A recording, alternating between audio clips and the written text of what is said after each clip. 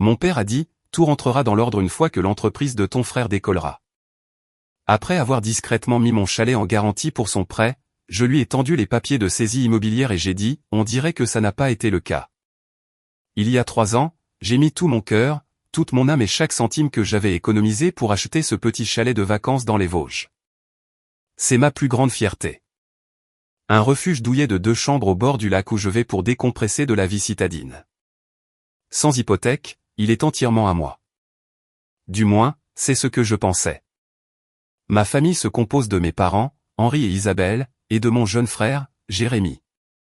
Jérémy, eh bien, il a toujours été l'enfant chéri, le créatif à qui on ne pouvait rien reprocher. Il y a 2 ans, il a convaincu mes parents de l'aider à ouvrir un restaurant chic, de la ferme à la table, dans notre ville natale. Je n'ai été impliqué ni dans la planification ni dans le financement, ce qui semblait tout à fait normal puisque c'était son projet. Je pensais simplement qu'il lui donnait un coup de main, comme le font les familles. Puis, sorti de nulle part hier, j'ai reçu cette lettre recommandée. Mon sang s'est glacé instantanément. C'était un avis de saisie immobilière concernant mon chalet. Selon les documents, ma propriété avait été utilisée comme garantie pour un prêt commercial de 150 000 € pour le restaurant de Jérémy. Le prêt était maintenant en défaut de paiement. J'avais 30 jours pour réagir. J'ai immédiatement appelé la banque, pensant qu'il devait y avoir une terrible erreur. C'est là que l'horrible vérité a commencé à se dévoiler. 18 mois plus tôt, quelqu'un avait falsifié ma signature sur les documents de prêt. Utilisant mon chalet comme garantie pour le prêt du restaurant de Jérémy, la banque avait des copies de ce qui semblait être mes pièces d'identité et des accords signés. J'étais listé comme co-emprunteur sur un prêt dont j'ignorais même l'existence. Mes mains tremblaient si fort que je pouvais à peine tenir le téléphone. J'ai exigé de voir toute la documentation immédiatement. Le chargé de prêt, visiblement mal à l'aise, a accepté de me rencontrer ce matin. Quand j'ai examiné les documents, elle était là, ma signature falsifiée à plusieurs reprises. Quelqu'un avait utilisé des photocopies de mon permis de conduire et de ma carte de sécurité sociale. L'écriture était proche, mais certainement pas la mienne. Et tenez-vous bien, les coordonnées indiquées n'étaient même pas les miennes. C'était l'adresse de mes parents et un numéro de téléphone que je ne reconnaissais pas. Je suis allé directement chez mes parents. La conversation a été un véritable cauchemar. Ils n'ont pas nié. Ils ont essayé de se justifier. Ma mère, en larmes, a dit « Jérémy avait besoin d'aide. Le restaurant est un héritage familial. Nous pensions que tu comprendrais. » Mon père a ajouté qu'ils avaient l'intention de me le dire un jour, mais que le restaurant était censé être rentable à présent. Jérémy n'était pas là pendant cette conversation, mais quand je l'ai appelé, il a prétendu qu'il ne savait pas qu'ils avaient utilisé ma propriété. Il a dit qu'il pensait que nos parents avaient mis leur propre maison en garantie. Honnêtement, je ne sais pas si je dois le croire. Le comble, c'est que le restaurant de Jérémy perdait de l'argent depuis le premier jour. Mauvais emplacement, menu hors de prix, gestion désastreuse. Il était fermé depuis 3 mois, incapable de payer le loyer ou les fournisseurs. Les paiements du prêt s'étaient arrêtés il y a 4 mois, ce qui a déclenché la saisie. J'ai contacté un avocat, mais je suis terrifié. Ce n'est pas juste une maison. C'est mon chalet. On parle de mon sanctuaire, de mon plus grand bien, de mon plan de retraite futur. J'ai travaillé 60 heures par semaine pendant des années pour l'acheter comptant. L'idée de le perdre à cause de la tromperie de ma propre famille me rend physiquement malade. Mes parents n'arrêtaient pas d'appeler, me suppliant de trouver un arrangement et de ne pas détruire la famille pour ça. Ils ont même suggéré que je pourrais reprendre les paiements du prêt et sauver le restaurant de Jérémy. Ils ne comprenaient absolument pas que le restaurant était déjà mort et que ce qu'ils avaient fait était purement et simplement une fraude. Je me sentais complètement trahi. Comment pardonner à sa famille une chose pareille ? Comment avancer quand les gens qui vous ont élevé étaient prêts à voler votre avenir pour financer le rêve raté de leur enfant préféré ? Mise à jour 1. 3 semaines plus tard, la situation a explosé au-delà de tout ce que j'aurais pu imaginer. Merci à tous ceux qui m'ont donné des conseils sur mon message initial. Tout documenter et agir rapidement a probablement sauvé mon chalet. D'abord, les bonnes nouvelles. Mon avocat pense que nous avons un dossier solide. La falsification est évidente pour un expert en graphologie, et le manquement de la banque à vérifier mon identité avant d'accepter le prêt engage leur responsabilité. Nous avons déposé une plainte pour usurpation d'identité et fraude, et la banque a accepté de suspendre la procédure de saisie pendant que nous enquêtons. Maintenant, les mauvaises nouvelles. Ma famille a complètement perdu la tête. Quand j'ai déposé la plainte, mes parents se sont présentés à mon appartement à 6 heures du matin en hurlant que je détruisais la famille et que je les envoyais en prison. Ma mère était hystérique, affirmant que j'allais provoquer une crise cardiaque à mon père. Mon père a exigé que j'abandonne toutes les charges et que je gère ça, en famille. La conversation s'est déroulée exactement comme on pouvait s'y attendre. Ils n'arrêtaient pas d'insister sur le fait que ce qu'ils avaient fait n'était pas vraiment une fraude parce que, la famille s'entraide, et qu'ils avaient toujours eu l'intention de rembourser.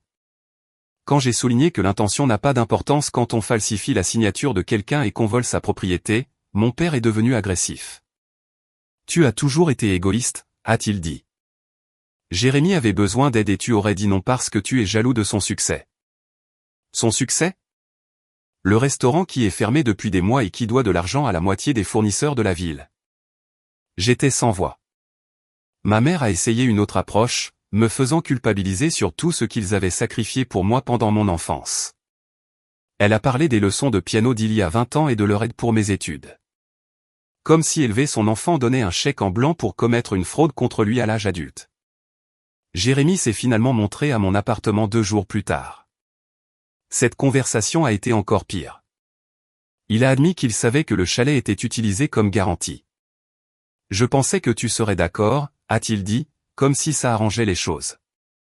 Tu gagnes bien ta vie et tu n'utilises même pas tant que ça le chalet. Quand je lui ai dit que je l'utilisais un week-end sur 2 et que j'avais prévu d'y prendre ma retraite, il a carrément ri. Allons, Mathieu. Tu as 30 ans. La retraite, c'est dans des décennies. J'avais besoin de l'argent maintenant pour quelque chose de réel. Quelque chose de réel. Mon chalet n'est apparemment pas réel, mais son restaurant raté, si. Le pire, c'était sa proposition pour arranger les choses. Il a suggéré que je devrais reprendre les paiements du prêt, la totalité des 150 000 €, et devenir son associé pour relancer le restaurant. Il avait tout un plan délirant sur la façon dont nous pourrions changer l'image de marque, déménager dans un meilleur emplacement et le rendre rentable ensemble. Je lui ai dit, absolument pas. Le restaurant a perdu de l'argent dès le premier jour.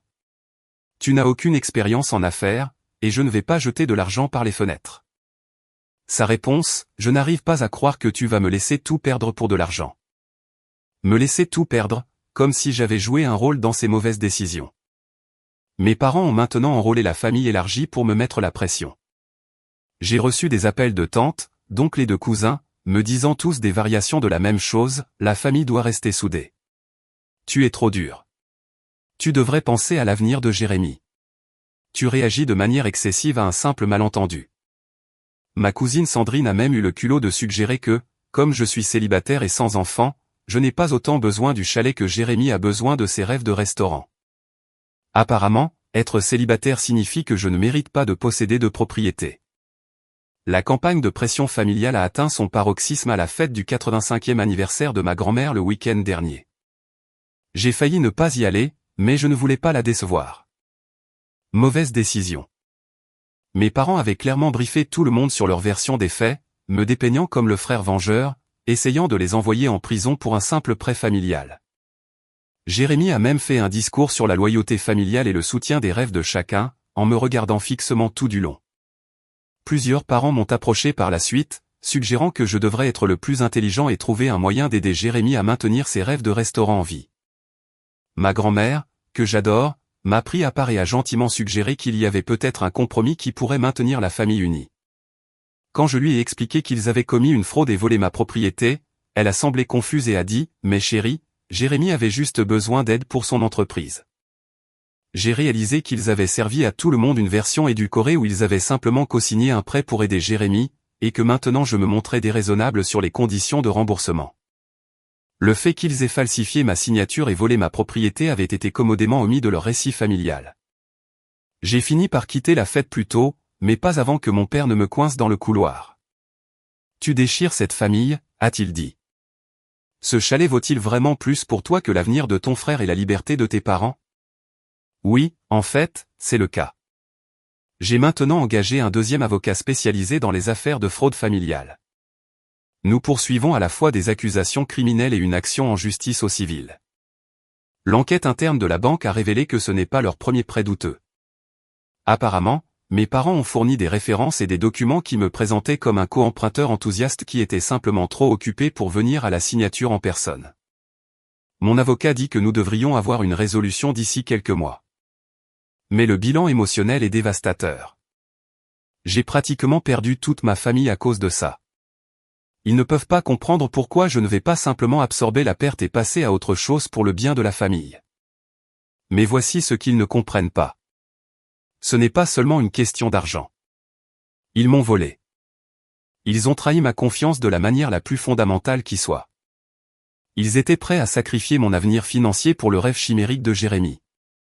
Et ils n'ont même jamais envisagé de me demander d'abord parce qu'ils savaient que je dirais non. Le chalet n'est pas juste un bâtiment pour moi. Il représente des années de travail acharné, de sacrifice et de planification. C'est mon refuge contre le stress de la vie urbaine, mon plan de retraite est la preuve que je peux construire quelque chose de significatif. Ils étaient prêts à jouer tout ça sans même me le dire. Je reste ferme. La famille ne justifie pas la fraude et l'amour n'excuse pas le vol. Ils ont fait leur choix quand ils ont falsifié ma signature. Maintenant, ils doivent vivre avec les conséquences. Mise à jour 2. 3 mois plus tard, la situation juridique a considérablement progressé, mais pas de la manière à laquelle je m'attendais. Mon avocat m'avait prévenu que les affaires de fraude familiale révèlent souvent des tromperies supplémentaires. Et malheureusement, il avait raison. L'enquête interne de la banque a révélé que mes parents menaient une combine bien plus vaste que la simple situation du chalet. Au cours des 3 dernières années, ils ont contracté plusieurs prêts en utilisant divers biens et actifs familiaux comme garantie, y compris la maison de ma grand-mère et le local commercial de mon grand-père décédé qui devait être conservé en fiducie. C'est là que ça se complique. Ma grand-mère n'était pas seulement une victime de la confusion lors de sa fête d'anniversaire. Elle a en fait signé des documents donnant à mes parents une procuration sur ses finances il y a 2 ans, soi-disant pour l'aider à gérer ses factures et ses frais médicaux en vieillissant. Mes parents ont utilisé cette autorité pour hypothéquer sa maison sans qu'elle comprenne ce qu'elle signait. La situation du local commercial du grand-père est encore plus complexe. À sa mort il y a 5 ans, le bien devait être conservé en fiducie pour tous les petits-enfants. Mais mes parents en ont sommeau pris le contrôle et l'ont utilisé comme garantie pour une autre des entreprises ratées de Jérémy. Apparemment, le restaurant n'était pas son premier désastre entrepreneurial. Mon avocat a contacté mes cousins au sujet de ces découvertes, et maintenant une enquête à l'échelle de la famille est en cours. Il s'avère que mes parents financent les diverses tentatives commerciales de Jérémy depuis des années en utilisant les actifs d'autres personnes.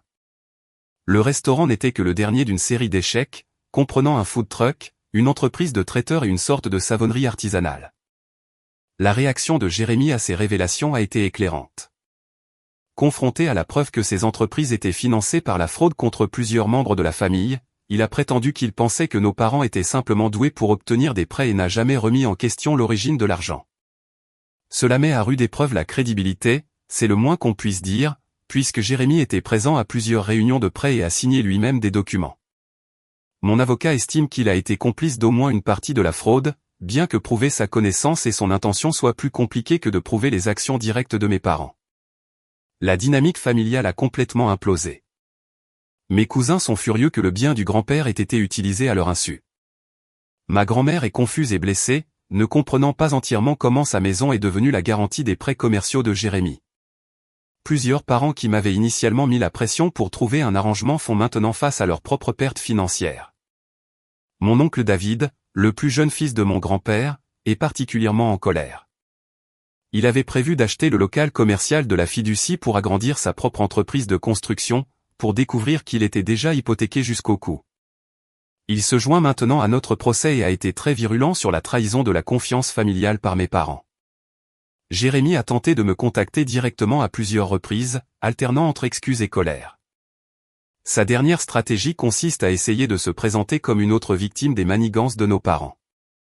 Il prétend n'avoir jamais compris les complexités juridiques et avoir pensé que nos parents utilisaient simplement leurs propres actifs pour l'aider à réussir. Ce serait peut-être plus crédible sans la preuve que Jérémy a personnellement signé des documents de prêt et été présent à plusieurs réunions bancaires. Il a également vécu bien au-dessus de ses moyens pendant cette période, achetant une nouvelle voiture, prenant des vacances coûteuses et louant un appartement de luxe pendant que ces entreprises perdaient de l'argent. Pendant ce temps, mes parents ont engagé leur propre avocat et prétendent maintenant que tout ce qu'ils ont fait était autorisé et que la famille réagit de manière excessive à des pratiques commerciales normales. Leur avocat a envoyé une lettre suggérant que les procurations et les arrangements de fiducie leur donnaient une large autorité pour prendre des décisions financières au profit de la famille. Cet argument s'effondre rapidement quand on considère que la falsification de ma signature n'a jamais été autorisée par aucun document et que l'utilisation de la maison de ma grand-mère comme garantie pour le restaurant en faillite de Jérémy ne semble guère être une saine gestion financière à son avantage. L'enquête criminelle progresse lentement mais sûrement. Le parquet traite cela comme une affaire complexe de fraude en col blanc impliquant plusieurs victimes et propriétés. Ils ont gelé plusieurs comptes bancaires et placé des hypothèques sur les biens pour empêcher d'autres transactions non autorisées. Sur le plan personnel, je vais mieux que prévu. La trahison initiale a été dévastatrice, mais voir toute l'étendue de la tromperie de mes parents a en fait facilité le maintien de la distance. Ce n'était pas un moment d'égarement ou une tentative mal avisée d'aider Jérémy. C'était un schéma systématique de vol envers les membres de la famille pour financer une série d'entreprises vouées à l'échec. Mon chalet est en sécurité. La banque a accepté de le retirer du prêt frauduleux une fois que notre expert en graphologie a confirmé la signature falsifiée. J'ai fait installer de nouvelles serrures et mis à jour mon système de sécurité, en partie pour des raisons pratiques et en partie pour le bénéfice psychologique de savoir qu'il est vraiment sécurisé. J'y ai passé le week-end dernier pour la première fois depuis que tout cela a commencé et j'ai eu l'impression de reconquérir une partie de ma vie. Les couleurs d'automne étaient spectaculaires et je me suis assis sur la terrasse avec mon café, reconnaissant envers mon avocat pour son conseil d'agir rapidement et de tout documenter. Plusieurs membres de la famille m'ont contacté pour s'excuser de leur pression initiale pour que je me réconcilie. Ma cousine Sandrine, qui avait suggéré que je n'avais pas autant besoin du chalet que Jérémy avait besoin de ses rêves, a appelé pour exprimer son regret de ne pas avoir compris toute la situation. Elle est maintenant confrontée à ses propres questions sur la manière dont mes parents ont utilisé l'héritage de son défunt père. Le plus difficile est de voir ma grand-mère se débattre avec tout ça. Elle est vive pour 85 ans, mais la complexité de la fraude financière et des procédures judiciaires est écrasante. Elle n'arrête pas de demander pourquoi son propre fils mettrait sa maison en danger et je n'ai pas de bonne réponse. Elle a emménagé temporairement chez mon oncle David pendant que les avocats règlent les problèmes de propriété. Pour l'avenir, mon avocat s'attend à ce que l'affaire pénale soit résolue dans les 6 mois, probablement avec des accords de plaidés coupables plutôt que des procès. Les affaires civiles prendront plus de temps car nous essayons de retracer des années de transactions frauduleuses et de déterminer ce qui peut être récupéré.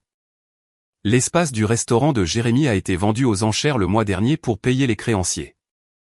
Il a réemménagé chez mes parents et travaillerait comme cuisinier dans un restaurant de chaîne. Je ne ressens aucune satisfaction de sa chute, mais je ne ressens non plus aucune obligation de l'aider à se reconstruire après des années de son comportement de privilégié. Je construis de nouvelles relations familiales avec les cousins et les parents qui soutiennent la responsabilité plutôt que la loyauté aveugle. Mon oncle David et moi nous sommes rapprochés à travers cette expérience partagée de trahison et de bataille juridique. Ce n'est pas la famille avec laquelle j'ai grandi, mais c'est une famille basée sur le respect mutuel plutôt que sur l'encouragement des comportements destructeurs. Le chalet reste un rappel que parfois, se protéger nécessite de tenir tête aux personnes les plus proches de vous. J'ai économisé pendant des années pour acheter cet endroit et j'ai eu raison de me battre pour lui. Personne n'a le droit de jouer avec votre avenir, même s'ils vous ont élevé. Mise à jour 3, finale. 6 mois plus tard, les procédures judiciaires sont enfin terminées, et la résolution a été à la fois plus complexe et plus satisfaisante que je ne l'avais prévu. Ce qui a commencé comme un simple cas de fraude hypothécaire a évolué en une enquête approfondie qui a révélé la véritable étendue des tromperies financières de mes parents. L'affaire pénale s'est terminée par des accords de plaidés coupables. Mes parents ont plaidé coupable à plusieurs chefs d'accusation de fraude, de faux et d'abus de faiblesse liés à la maison de ma grand-mère. Mon père a écopé de 18 mois de prison, tandis que ma mère a eu 12 mois plus 2 ans de probation avec sursis. Jérémy a été accusé de complicité sur 2 des prêts où les preuves montraient qu'il savait clairement que la garantie avait été obtenue frauduleusement. Il a accepté un accord de plaidé coupable pour 6 mois en maison d'arrêt plus des obligations de dédommagement. L'audience de détermination de la peine de Jérémy a été particulièrement révélatrice. Lorsqu'on lui a donné l'occasion de s'adresser au tribunal, il a passé la plupart de son temps à expliquer comment ses rêves d'entrepreneur avaient été anéantis par des membres de la famille qui ne croyaient pas en sa vision. Même face à la prison, il ne pouvait pas assumer la responsabilité de sa participation à la fraude. Le juge n'a été visiblement pas impressionné, commentant que les entreprises légitimes ne nécessitent pas de signatures falsifiées et de garanties volées. Les procédures civiles ont abouti à des recouvrements financiers substantiels, bien que tout n'ait pas pu être entièrement réparé. Mon chalet a été complètement libéré de toute hypothèque ou réclamation. Il est à moi, libre de toute charge, exactement comme il aurait dû l'être depuis le début.